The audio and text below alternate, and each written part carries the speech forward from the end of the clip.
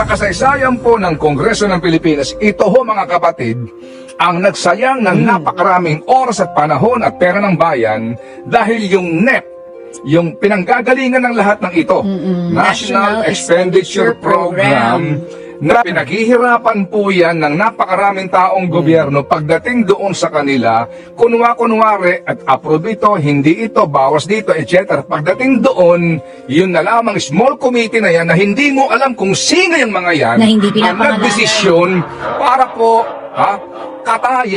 Sinungaling ka, Ted Pailon. Small committee na hindi mo malaman kung sino yan? Seriously? Yan ang fake news na kinakalat mo sa audience mo. Alam nyo mga kotsero, ito si Ted Pailon, feeling ko sumasaw-saw to sa mga issues ng DDS kasi alam niya ang mga DDS tambay na social media. For the views. Sinong may sabi sa'yo na hindi mo kilala kung sino ang nandoon sa loob ng BICAM committee? Sampulan lang natin Sino yung mga yan? Sila yung BICAM Hindi mo kilala yan? Sinungaling ka, Ted Pailon. Meron kasing pumutok na issue na ako naman parang this is bordering conspiracy theory levels. Parang may pagka-conspiracy theory na yung dating nito. Pero kasi ang nakakatawa, meron kasi nagsabi na isang broadcaster nagkalat ng kanyang kabobohan. Sabi niya, ano bang masama sa isang reenacted budget? Ay, may ganun siyang drama, guys. Beto kasi balita, mga kotsero. Claims of blank entries in budget aims to restore VP Sara's funds. May ganyan mga kotsero, na conspiracy theory. So, yan po ang claim ni Ortega, La Union 1st District Representative Paulo Ortega. Isa sa mga young guns. Ortega said in a statement that Sara's father, former President Rodrigo Duterte, is spreading these claims about the 2025 GAA to mislead the public and manipulate the budget process. So, tulad nung nakaraan, mag-iimbento ng intriga para makuha nila yung gusto nila. Wala itong pinagkaiba, mga kotsero, doon sa Matrix, yung drug Matrix na meron noon si Digonggong na hindi naman kumpirmado. Magkano ba ang budget dapat ni Sara Duterte for this year? Dapat kung nakuha niya ang gusto niya, dapat ang kanyang budget ay nasa 2.2 billion pesos. Pero mga kotsero, may nagsasabi nga kasi, ano bang masama sa reenacted budget? Kung reenacted budget, mga kotsero, magkano magiging budget ni Sara? 5-point-something billion pesos. Sa OVP pa lang. Wala pa yung DepEd na 600 billion pesos. 5-point-something billion kung reenacted budget. Mamaya pupuntahan natin yung nag-iiyak na reenacted budget. Former President Duterte's allegations of blank appropriations in the 2025 budget are pure disinformation. This is a deliberate effort to mislead the public and manipulate the budget process to bring back the confidential funds previously allocated to the office of the Vice President. Ito po yung kasi 2.2 billion yan. Pakita po natin yung video. Lang ma-restore yung mga budget na na-slash. Politics, it's really about politics. Politika ang nakikitang dahilan kung bakit binabato ngayon ang aligasyon ang 2025 national budget. Ayon kay House Deputy Majority Leader, La Union 1st District Representative Paulo Ortega, naniniwala siyang layo ng usaping lumikha ng pagkakabahabahagi at ibalik ang 2 billion pesos na halaga ng alokasyon sa tanggapan ni Vice President Sara Duterte. Matatanda ang binawasan ng pondo ng opisina ng Pangalawang Pangulo para sa taong 2025 dahil sa mga kontrobersyang ipinupukol kaugnay ng paggastos ng confidential funds nito. Si Davao City 3rd District Representative Isidro Ungab ang naghayag na may blankong items sa Bicameral Conference Committee report para sa 2025 national budget. Kaya tinawag ni dating Pangulong Rodrigo Duterte na invalid ang nilagdaang pambansang pondo o general appropriation. Doon sila sumablay nung sa sinabi ni Digong na invalid yung budget dahil doon sa BICAM report. Marcos Jr. It works for them kung may controversy, it works for them kung may problema. Anong rason na maglalabas ka ng mga dokumento na hindi naman po reliable yung source at mga dokumento na may mga blanco at may kulang-kulang naman na pirma. Gayunman, ayon kay Congressman Ortega, wala pa siyang kopya ng ratified BICAM report. Hindi rin miyembro ng BICAM ang mambabatas.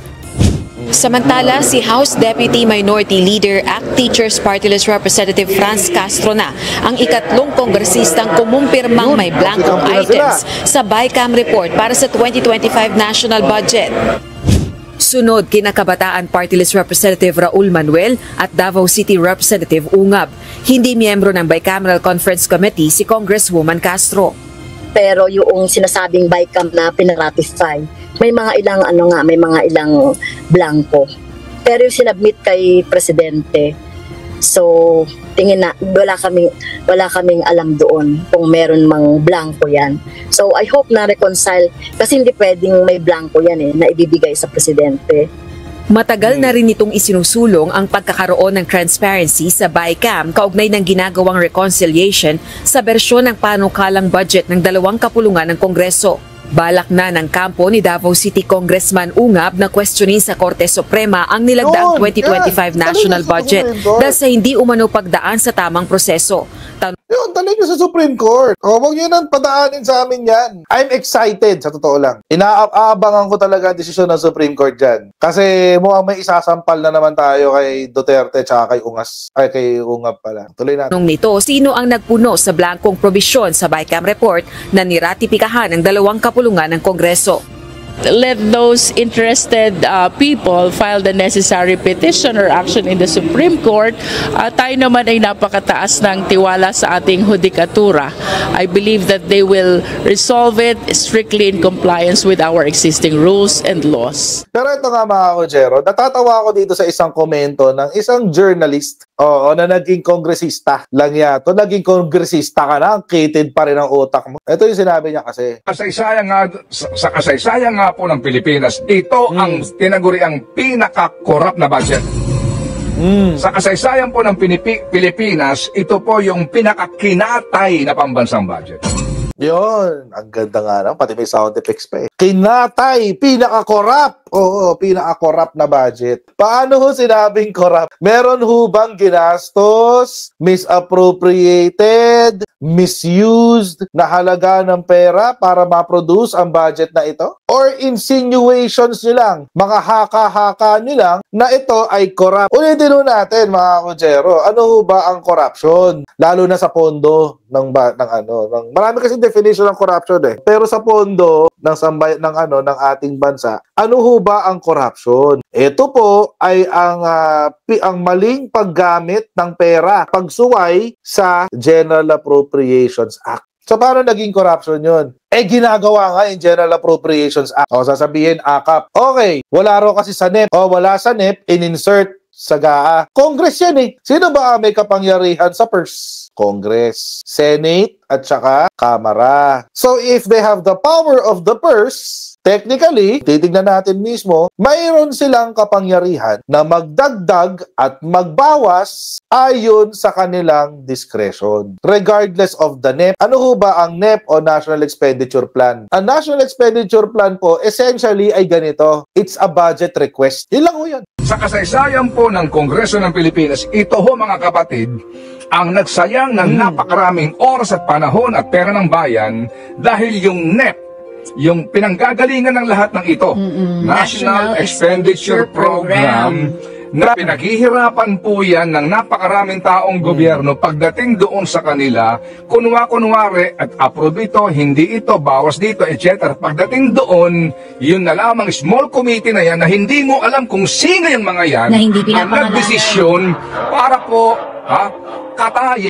Sinungaling ka, Ted Pailon. Small committee na hindi mo malaman kung sino yan? Seriously? Yan ang fake news na kinakalat mo sa audience mo. Alam nyo mga Kojero, ito si Ted Pailon, feeling ko sumasaw-saw to sa mga issues ng DDS kasi alam niya ang mga DDS tambay na social media. For the views. Sinong may sabi sa'yo na hindi mo kilala kung sino ang nandoon sa loob ng BICAM committee? Sampulan lang natin Sino yung mga yan? Sila yung BICAM eh. Hindi mo kilala yan? Sinungaling ka, Ted Pailon. Sumasaw-saw siya sa issue ng mga DDS kasi alam niya na nandun ang views sa issues ng mga DDS. Dahil ang DDS, tambay yan ng social media eh. So yun, sasawsawan niya yun. Okay lang naman sa kanyang bumatiko sa mga Marcos. Dati pa naman siya galit sa mga Marcos. So, sakto lang. It works both ways, di ba? You are exposing, Ted Pailon, your ignorance. Di ba? Tuwang-tuwa nga daw sila nung reenacted budget. Bakit? Siyempre mga kutsero, yung mga proyekto na tapos na, popondohan mo ulit. O di may extra kang pera. O di tuwan-tuwa yung mga crocodiles before. Tuwan-tuwa yung mga korap nung panahon ni GMA. Bakit? Reenacted yung budget eh. Kung may tapos ng tulay sa kanilang distrito, popondohan ulit yung same na tulay na yun kahit tapos na. Yun ho ang reenacted budget. Kaya tuwang-tuwa sila. Tingnan nyo yung disinformation at misinformation dito ni Ted Pailon. Hindi ho maganda ang reenacted budget. It only goes to show that the government is not efficient and it's not spending the money wisely.